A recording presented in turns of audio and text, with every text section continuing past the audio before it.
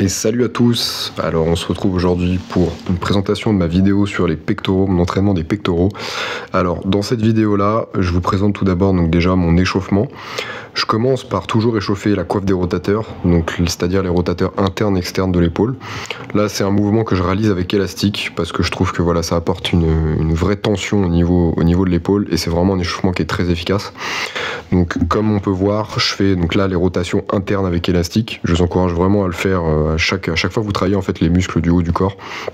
Parce que c'est vraiment une articulation qui a besoin d'être vraiment échauffée pendant longtemps. Je fais à peu près une vingtaine de répétitions là sur cet exercice-là. Je fais bien attention à avoir les bras semi-tendus et d'aller chercher vraiment exagérer la rotation interne de l'épaule. C'est vraiment le plus important pour bien échauffer cette partie-là. Ensuite, du coup, le deuxième exercice, c'est exactement la même chose, sauf qu'en fait, je vais venir échauffer ce qu'on appelle les rotateurs externes. Donc cette fois-ci, le côté plus arrière de l'épaule. C'est pareil, je pars sur une vingtaine de répétitions, je vais bien chercher à contracter mes omoplates un maximum pour aller chercher justement cet échauffement qui est vraiment primordial si vous voulez en fait ne pas vous blesser sur le long terme.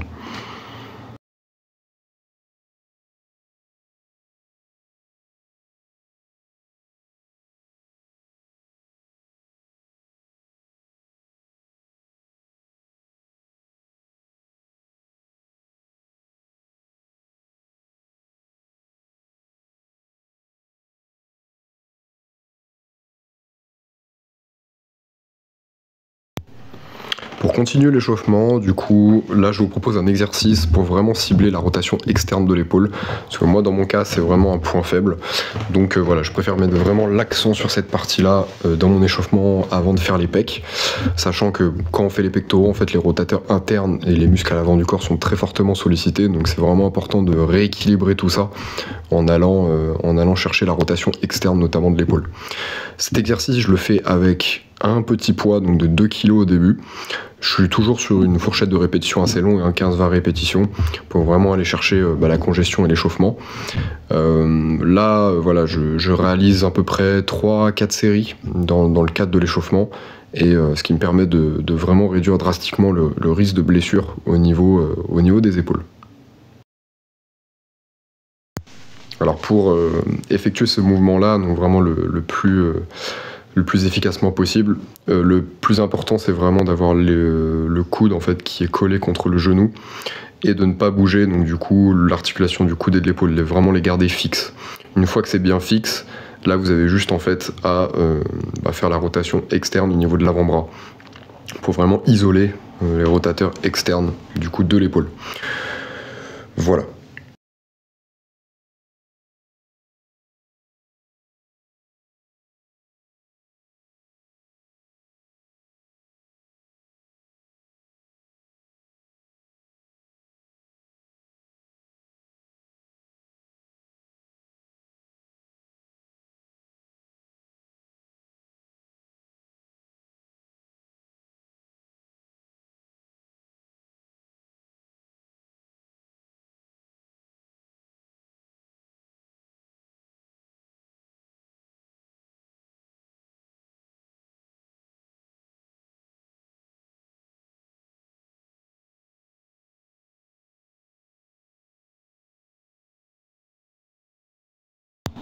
Là, je commence à monter en charge petit à petit. Donc là, je suis avec un point de 1 kg en plus. Donc là, je suis à 3 kg.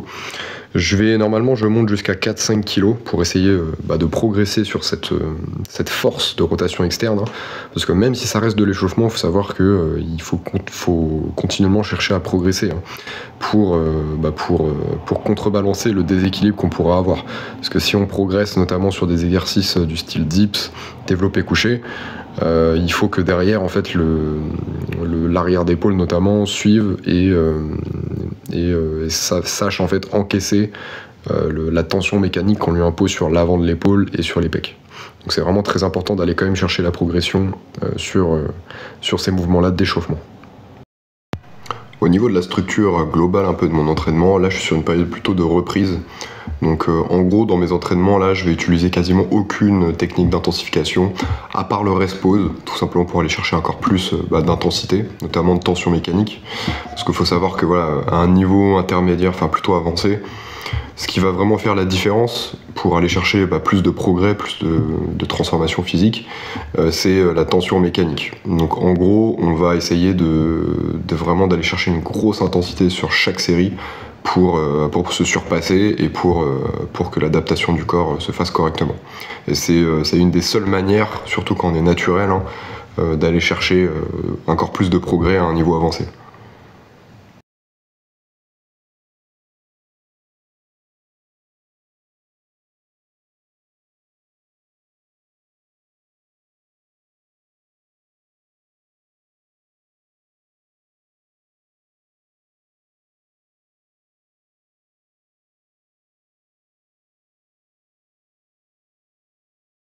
Donc là voilà, je finis l'échauffement des rotateurs externes avec un poids deux poids de 2, donc 4 kg, pour vraiment, comme je l'ai dit, aller chercher aussi la progression sur l'exercice d'échauffement. C'est vraiment super important. Surtout que voilà, les rotateurs externes, on sait que voilà, ils sont en général en déficit avec les rotateurs internes, vu qu'on a beaucoup plus tendance à pousser qu'à tirer. Donc c'est vraiment super important d'aller renforcer ça spécifiquement pour éviter toutes les blessures sur le long terme et être sûr de durer le plus longtemps possible.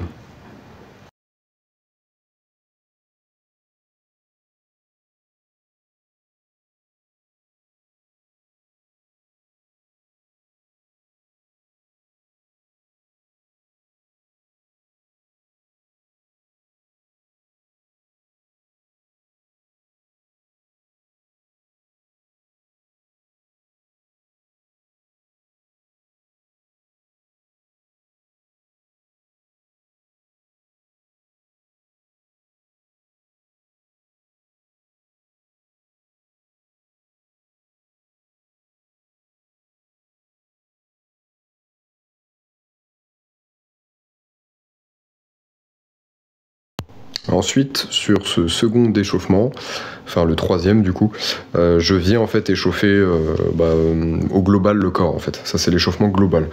Je commence avec 3 pompes sur les genoux, je finis sur le ventre et je fais un cercle entier au niveau des bras pour aller chercher derrière le corps. J'essaie de lever mon buste un maximum vers le plafond.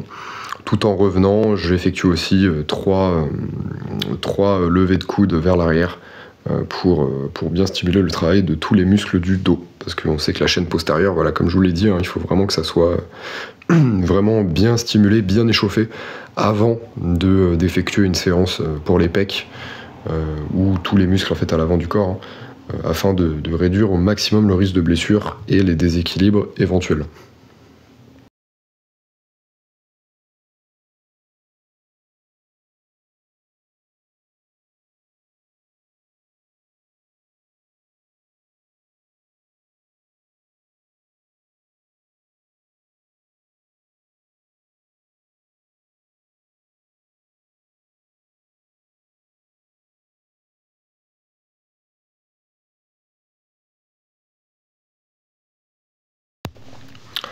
Là, sur cette répétition-là, je vais spécifiquement essayer de travailler la mobilité d'épaule. Donc je mets les paumes de main vers le sol et j'essaye de tirer toujours avec les bras tendus mes bras le plus possible vers le plafond pour stimuler la mobilité d'épaule. Ça aussi, c'est super important de travailler ça pour justement aller chercher des amplitudes de travail sur l'exercice de pec sans risque d'abîmer l'articulation due à une mauvaise mobilité. Donc c'est pareil, c'est un mouvement que je vous encourage à faire. Là, je finis par un peu de mobilité thoracique et de mobilité de hanche, donc en adduction et en abduction. Voilà, c'est mon point faible, ma mobilité de hanche, donc c'est quelque chose que je travaille aussi régulièrement. Ensuite, je finis l'échauffement avec ce qu'on appelle l'échauffement spécifique. Donc, je prends un poids de 5 kg et j'effectue des flexions de coude pour les biceps, donc dans différentes positions. Là, c'est prise supination, donc paume de main vers le ciel. Ensuite, prise neutre, donc paume de main vers moi. Et je finis par du coup du biceps en prise pronation pour cibler plus le travail des avant-bras notamment, qui est aussi super important dans le cadre de l'échauffement. Là vous allez me dire, mais du coup pourquoi échauffer les biceps quand on veut faire une séance pec? Alors tout simplement parce qu'en fait le biceps s'insère en fait au niveau du bras, quasiment au même endroit en fait que l'insertion du pec. Donc ça va être en fait super important d'échauffer bien le biceps sous tous ses angles pour justement éviter le risque de blessure sur cette zone là, même quand on fait les pecs. Donc vraiment je vous encourage de manière globale à échauffer de toute façon tous les muscles du haut du corps à chaque fois que vous faites une séance soit pec, soit dos, soit bras. Donc voilà, là je du coup finis l'échauffement du coup des biceps avec cet exercice là qui est aussi super efficace. Je le fais sous différents angles en me penchant voilà, légèrement vers l'avant sur la fin. On va chercher différents angles de travail, hein. Vraiment ne pas oublier chaque détail. Et ensuite du coup je finis avec élévation frontale pour aller cibler plus du coup le deltoïde antérieur, qui va être du coup énormément sollicité pendant les mouvements de poussée. Et du coup juste après je retrouve sur mon entraînement. Donc là je fais en fait une série d'échauffements. Du coup c'est mon premier exercice, c'est les dips. J'essaie d'aller chercher pour ma série de chauffe une grande amplitude. Donc là je vais vraiment chercher à aller pour l'instant là à 90 degrés au niveau de l'angle des coudes. Mais après vous allez voir que je vais essayer d'aller chercher un peu plus bas pour vraiment bien étirer, travailler la mobilité d'épaule, parce que c'est vraiment très très important pour forcer tout en étant en sécurité et ne pas risquer les blessures bêtes, surtout avec de la charge, parce que là vous allez voir que je vais au niveau de la tension mécanique ça va envoyer assez lourd. Je vous retrouve juste après.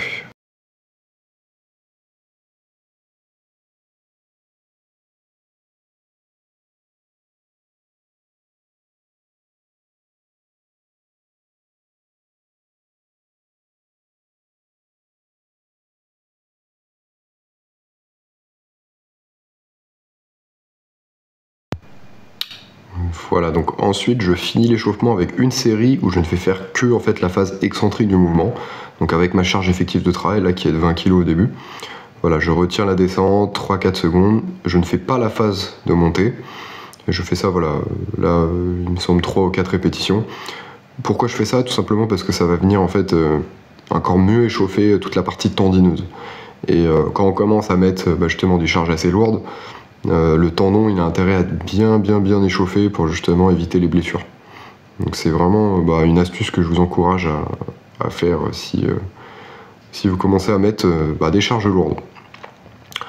Voilà, donc là maintenant c'est ma première charge de travail effective. Donc là j'ai commencé à 20 kg, je suis sur un système pyramidal parce que je suis en reprise. Donc en gros là je vais faire il me semble une 12-15 répétitions avec une charge de 20 kg. Et au fur et à mesure du coup de mes séries, je vais diminuer le nombre de répétitions et augmenter la charge. Donc voilà, après là, au niveau technique, je fais bien attention à contracter mes omoplates à fond derrière pour éviter que mes épaules justement aillent vers l'avant et que du coup les rotateurs internes soient fortement sollicités. J'essaie de me stabiliser aussi un maximum. On peut voir que les barres parallèles sont légèrement penchées vers l'avant, en rotation interne, tout simplement parce que c'est plus au niveau biomécanique, c'est plus adapté en fait aux trajectoires des pectoraux qui s'insèrent en fait en diagonale. Donc là voilà, deuxième set, j'étais à 22 kg il me semble, voire 24, je sais plus trop. J'essaie du coup de gratter au moins 10 répétitions, donc en cherchant à diminuer un peu le nombre de reps mais en augmentant la charge au fur et à mesure. Je vous encourage à utiliser ce système-là pyramidal, surtout si vous êtes en reprise ou même si vous êtes débutant, tout simplement parce que ça vous permet d'y aller progressivement, d'être sûr de ne pas se blesser. Donc on peut voir que je commence déjà un peu à galérer. J'utilise dès la deuxième série le rest pause. pour aller chercher un peu plus de temps sous tension, qui est un facteur vraiment primordial hein, pour aller chercher la progression. Donc voilà, je gratte 2-3 reps à chaque fois. Le rest pause, prenez 15-20 secondes à chaque fois maximum, quoi.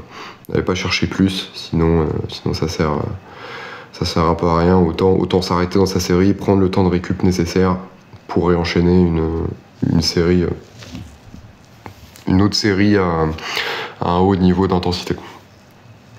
Donc là, je suis sur ma 3e série. Donc là, je vais commencer vraiment à galérer, à taper dans le dur. Hein. Là, pareil, j'ai augmenté la charge de 2 ou 3 kilos, il me semble. Donc là, ça commence vraiment à être compliqué niveau perception de l'effort, niveau intensité. Et c'est là où il faut s'accrocher. C'est là où vraiment, mentalement, il faut être fort, quoi. Il faut aller chercher la progression tout en respectant quand même une technique qui soit quand même pas trop dégueulasse. Pour pas se blesser sur le long terme. Donc là, toujours pareil, je fais un rest pause. Alors pour ceux qui se posent la question au niveau exécution, c'est normal si au niveau de mon amplitude, hein, je ne remonte pas, très très haut. Et au niveau de l'amplitude basse, c'est pareil, je vais pas chercher non plus un gros étirement, tout simplement parce que moi j'ai les pecs qui sont déjà au niveau morphologique court. Donc si je vais chercher trop bas, je vais être entre guillemets contre mon anatomie personnelle et je risque d'augmenter le risque de blessure sans en plus avoir de gain potentiel musculaire en plus. Donc vraiment ça, l'amplitude, c'est vraiment à adapter en fonction de votre morphologie.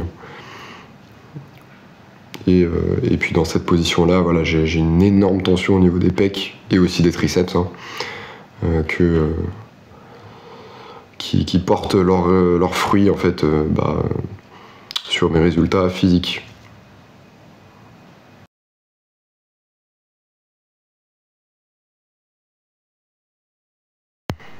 Alors pourquoi je commence par les dips dans ma séance pec? Tout simplement parce que déjà c'est un mouvement que j'aime bien faire. Faut pas oublier hein, que la notion de plaisir dans l'entraînement est aussi primordiale. Hein.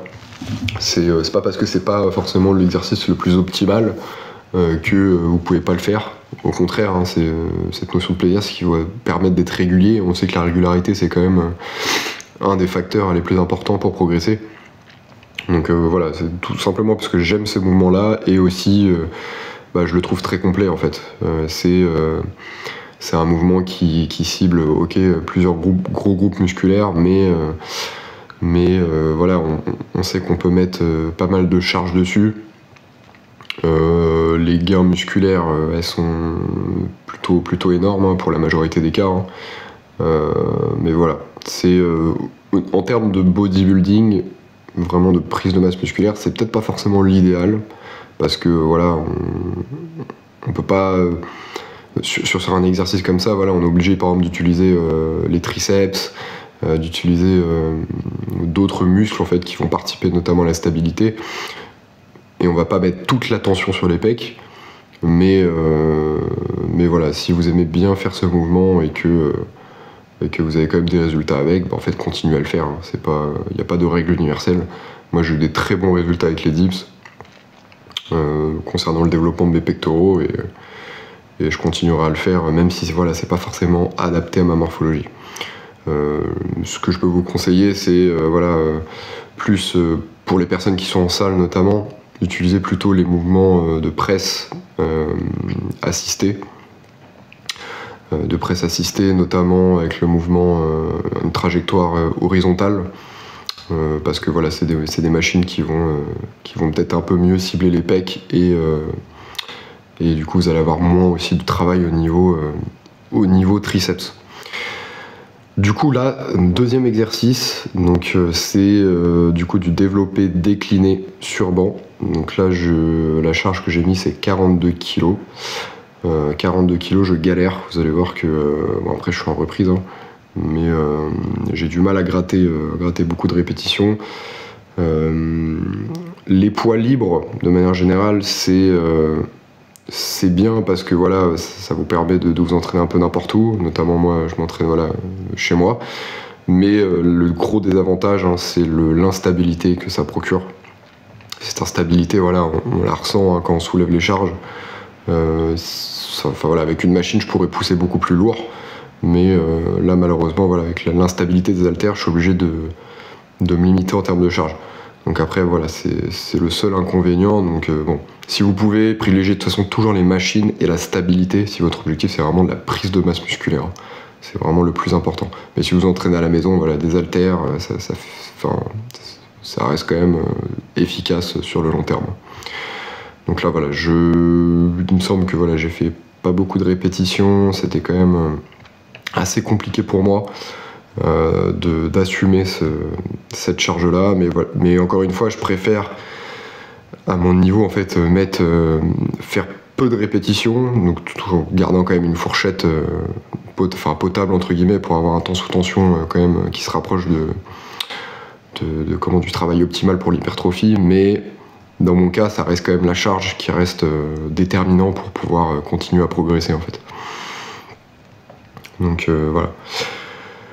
Pour vous, de votre côté, pour ceux qui m'écoutent, essayez de toujours privilégier, au contraire, hein, si vous êtes débutant intermédiaire, privilégiez plutôt le volume. C'est-à-dire faites plus de répétitions avec une charge un peu moindre, mais ça reste le plus important en fait quand on est débutant intermédiaire. C'est plus on va se rapprocher en fait de son entre guillemets sa forme finale, c'est-à-dire son potentiel max, plus ça va être l'intensité qui va devoir augmenter, notamment à travers la charge. Donc c'est vraiment ça doit suivre une progression cohérente et ça doit se faire par étapes quoi. Ça doit se faire par étapes pour ne pas se retrouver notamment blessé quand on est débutant intermédiaire et qu'on utilise des charges qui sont pas adaptées à soi quoi.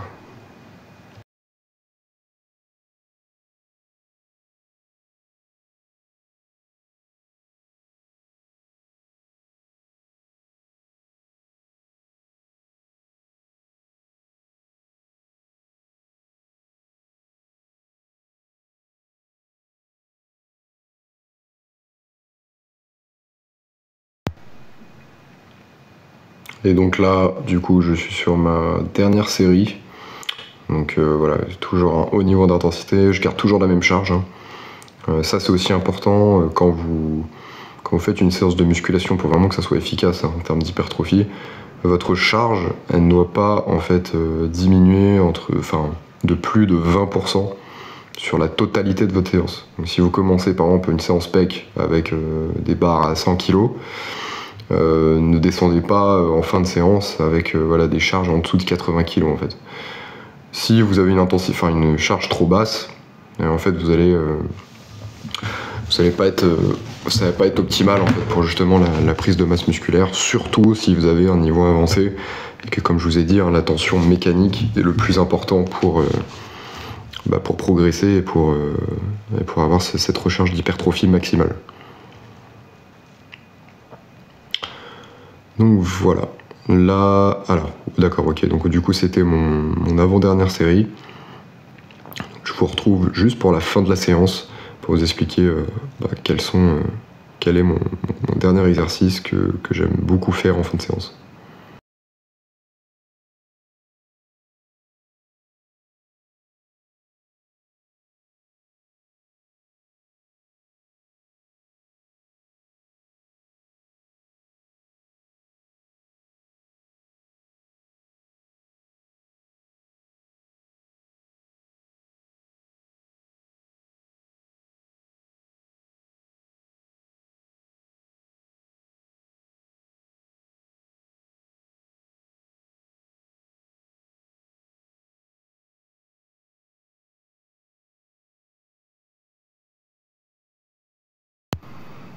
Ok, alors là du coup on arrive sur quasiment la fin de ma séance.